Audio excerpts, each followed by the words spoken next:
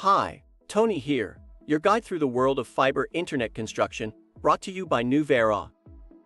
What happens when it's time to connect fiber internet from the main line to your home or business?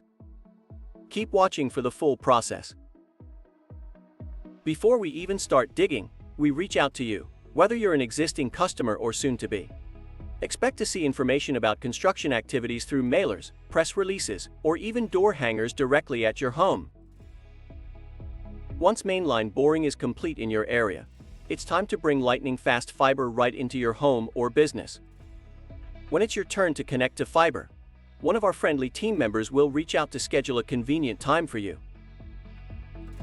Our team places the fiber optic cable from the pedestal up to the network interface device, or NID, attached to the outside of your home. This little box is where the magic starts, connecting the outside world to your home network. The crew then installs what's known as a fiber optic network terminal, or ONT, inside your home. This is the heart of your new fiber internet connection, linking directly to the fiber in the NID outside.